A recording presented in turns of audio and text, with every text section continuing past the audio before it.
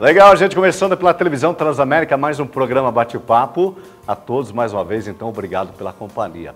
No programa de hoje nós vamos falar sobre música dos anos 70. Ah, você dançou na época das discotecas? Então daqui a pouquinho nós vamos conversar com o pessoal de uma escola de dança que vai nos falar desse ritmo e vão fazer um convite muito bacana para você de casa participar de uma festa alusiva aos anos 70 que vai ter aqui em Curitiba. Daqui a pouquinho. Antes, porém, eu vou conversar com essa profissional que está aqui ao meu lado, ela que é fonoaudióloga, é a Camila Veloso, da Videx, e vai nos contar um pouco de um assunto muito importante, que é a perda auditiva. E as pesquisas falam, inclusive, que a perda auditiva está acontecendo atualmente em pessoas bastante jovens. Por que será? Doutora, tudo bem contigo? Boa tarde, Mário. Seja bem-vinda. Obrigada pelo convite. É verdade isso, é? Existe o pessoal novo já perdendo a capacidade auditiva, Camila? Então, Mário, na verdade, com o acesso à tecnologia cada vez mais cedo à vida do ser humano, né? Hoje as crianças já nascem, né, no tablet e no celular, já sabem essa conexão, já faz parte do dia a dia. A exposição a níveis elevados de ruídos causa, sim, a perda auditiva. Então, os jovens que utilizam fone de ouvido, E usam fone de ouvido com a música... geralmente é um ruído muito elevado, né? Para quem tem filho adolescente sabe o que eu estou falando, né? Você pode falar à vontade e a pessoa não escuta. Isso. O que, aliás, é um perigo, que o pessoal usa isso na rua.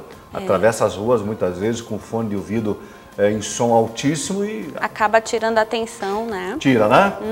Mas, além disso, ele também pode causar danos à audição? Pode. O que acontece? Então, na verdade, a perda auditiva, existem várias causas. Ela pode ser hereditária, ela pode ser adquirida também, né? Então, no caso, o ruído, ele pode, dependendo da exposição e quanto tempo de exposição, tá lesionando as células ciliadas do ouvido, que são responsáveis pela produção, né? A exposição permanente ao ruído acima do permitido, né? Até mesmo os trabalhadores, por exemplo, né? Levando mais para o local de trabalho, com máquinas, né? Barulhos intensos, eles também podem vir motoristas de ônibus, por exemplo, com ruído, trânsito. Tudo isso pode estar, né? Ocasionando a perda auditiva. Medicamentos, infecções, inflamações podem levar também a problemas auditivos? Podem, né? Depende do medicamento que faz alguma alteração na área coclear, ou também exposição e outras doenças que possam estar acontecendo, como por exemplo, repetições de infecção, né? Otites, às vezes aquela criança que fica repetidas vezes gripada e com infecções e otites pode estar tendo prejuízo, sim. Bom, aí também as pessoas mais velhas, né? Que já é a perda auditiva pela velhice, né? Exatamente. Aí nós falamos do envelhecimento coclear, né? Como todo o nosso corpo. Normal. Vamos debilitando algumas áreas e também acontece isso, né? Com o nosso ouvido e a pessoa vai gradativamente perdendo a audição. Camila, existe a área de prevenção nesse segmento ou não? Existe, com certeza. Na verdade, alguns hábitos podem ser tomados para que a pessoa não venha adquirir, né? Por exemplo? No caso do ruído, né? No caso no local de trabalho, protetores auriculares para que possam atenuar o ruído, né? Para as pessoas que ficam expostas durante Exatamente. muito tempo, né? O fone de ouvido, o ideal, né, é não utilizar em um ruído muito elevado, né? Numa intensidade elevada, entre outros fatores que podem, no caso de infecções de ouvido, ou se sentir qualquer dificuldade auditiva, procurar imediatamente o especialista, né? Nada de ficar pingando medicamento no ouvido. Por conta, imagina. Porque tem gente que vai, né? Tá ali com uma dorzinha no ouvido, corre na farmácia. Tá certo ou tá errado? Na verdade, ele tem que procurar a causa, né? Ele tem que procurar um especialista para identificar a causa dessa infecção, desse problema. Fala pra gente do zumbido no ouvido. Por que acontece? É comum? O que acontece esse zumbido no ouvido? Então, o zumbido, ele na verdade é um sintoma, né? Ah, um sintoma. Okay. Isso, e daí a gente encaminha o cidadão que está, no caso o paciente que está com zumbido, a gente encaminha ele para o otorrino para investigar qual seria a causa deste zumbido, né? Podem ter inúmeras causas. Uma delas pode ser um alerta de princípio de perda auditiva. Mas como é que a pessoa fica sabendo se ela está perdendo a audição? Existe alguma aferição, alguma medição? Ou só com o tempo ela vai... Assim, o que está falando? No dia a dia, na verdade, ela vai tendo algumas percepções, ou até mesmo a família ao redor. Por exemplo, se ele assiste a televisão em um volume muito elevado, né? Você chega assim, a pessoa está ouvindo lá em cima. Isso, lá em cima, muito alto, e a família reclama. Ou até mesmo solicitar muitas vezes que as pessoas repitam o que foi dito, como você citou, né? Ou até mesmo não escutar a campainha, ou o celular, ou o telefone. Então, são coisas do dia a dia que pode ser percebido. Mas me corrija se eu estiver falando besteira. Tem muitas pessoas que são reticentes, né? Em assumir, não, eu estou perdendo a audição. Né? Não, que isso? Ela insiste muitas vezes. Depende, né? Da pessoa tem um certo receio de saber exatamente o que está acontecendo. Mas o ideal é sempre procurar o especialista. No caso, a fonoaudióloga vai estar fazendo a audiometria. A audiometria, então, é o exame que vai detectar o grau de audição. Isso, nós vamos estar procurando o limiar auditivo daquela pessoa e saber exatamente se existe alguma perda auditiva. Hoje a tecnologia está bastante avançada. Muitas vezes as pessoas que precisavam fazer uso de algum equipamento eletrônico ficavam muitas vezes... devido ao tamanho, né? Hoje não, hoje a tecnologia é super avançada. Na verdade, hoje em dia os aparelhos estão cada vez menores, né? Eles estão esteticamente, assim, nós podemos dizer, bonitos, né?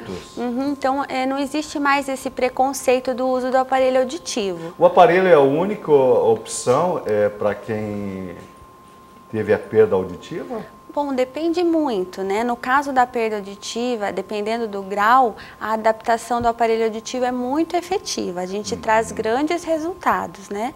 E daí é bom mesmo a pessoa estar procurando para fazer uma... Ô Camila, a perda auditiva ela pode ser parcial ou pode ser passageira ou em definitivo?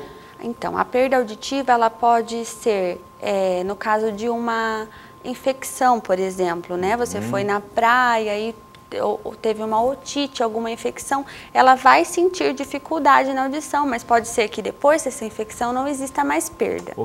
Ou ela pode ser irreversível, que no caso é a perda auditiva neurosensorial. Aí no caso as células ciliadas já foram lesionadas e não há reversão, então só o uso do aparelho. Quais são as opções de tratamento ou para quem precisa voltar a ouvir? É somente os aparelhos auditivos ou existem outras opções? Existem, no caso depende, como eu te falei, do grau da perda, né? Se for uma perda muito profunda e tiver indicação, existem outros métodos que o médico pode estar indicando, né? É verdade que existe tanto o aparelho externo como o aparelho interno? Exatamente. Nós temos o aparelho retrococlear, que ele tem agora pequenininho. Antigamente ele era maior, ficava atrás da orelha, mas ficava visível, as né? pessoas não gostavam, puxavam o cabelo. Era um tubo, né? Um tubo mais grosso, um molde mais grosseiro. Hoje em dia é um fiozinho bem transparente, pequenininho, imperceptível. E também temos o intra, né? Que é o aparelho que é feito dentro da orelha da pessoa e a gente tira a forma, no caso, a gente faz o pré-molde. Personalizado. Exatamente. É isso? Isso. Adaptação, a pessoa que precisa fazer uso do aparelho e já está há bastante tempo sem ouvir, ela precisa de uma adaptação? Precisa. O processo, na verdade, é terapêutico, é uma reabilitação que a fono faz, né? Então, é um processo acompanhado, não simplesmente compra um aparelho e pronto.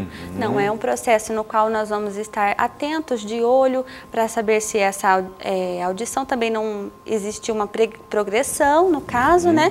E também estar fazendo os ajustes até ficar adequado para o paciente utilizar. Camila, a perda da audição pode comprometer a fala, a dicção?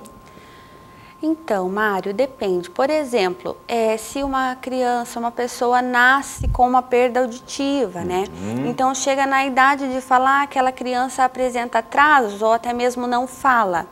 Então, precisa ser investigado porque que ocorreu esse atraso e pode ser que seja por causa de uma perda auditiva. Pessoas que nasceram com perda auditiva, pode ser reversível? Existe opção de tratamento, dependendo do caso? Depende da perda, depende do problema, da patologia, né? Porque a gente já viu, inclusive, várias matérias na mídia aí, de crianças que nasceram, né, com problema de falta de audição, e passaram por algum procedimento e voltaram a ouvir. Foi um universo novo, né? Exatamente. Quando a perda é profunda, quase não existe limiar auditivo, aí pode ser feito o implante coclear, né? Que é feito com a criança ainda muito cedo e ela se adapta a ouvir, no caso que ela nunca ouviu. Existem os vídeos, é muito lindo tudo. Mas quando é uma perda auditiva mais leve, de um grau que possa ser adaptado ao aparelho, a escolha é o aparelho, porque é um método menos invasivo. Não é um procedimento cirúrgico. Não é um procedimento cirúrgico. Como que faz? Bom, tudo passa por uma anamnese, é isso? Isso. A pessoa que está precisando, ela tem que aferir aí, fazer um exame. Como é que é o procedimento, Camila? Exatamente. No caso, se o paciente perceber que está com dificuldade auditiva, o familiar perceber que existe alguém dentro de casa, né? Ele pode estar agendando um horário, pode passar pelo otorrino para fazer uma investigação do caso e conosco também. Pode estar ligando no nosso telefone, agendando uma audiometria, nós vamos fazer toda a avaliação. Onde é que fica a tua empresa, a Videx? A Videx fica na rua Ébano Pereira, número 60, no centro, no andar 19. E pode estar fazendo uma ligação também para agendar o horário, né? É no 33220161. Esses aparelhos auditivos, eles requerem manutenção constante? Como é que funciona? Nós temos laboratório próprio. No caso, quando a pessoa se adapta ao aparelho auditivo, é muito difícil ficar sem. Então, nós temos o laboratório facilitando isso para que as revisões e manutenções sejam feitas todas aqui e não tire esse recurso do paciente. Limpeza, garantia, tudo é feito aqui no laboratório. E não pode ser molhado, né? Ou pode? Não pode. Na verdade... Tem que tirar para quando toma banho? Tem que tirar quando toma banho. Às vezes a pessoa esquece, tem casos de tirar, mole.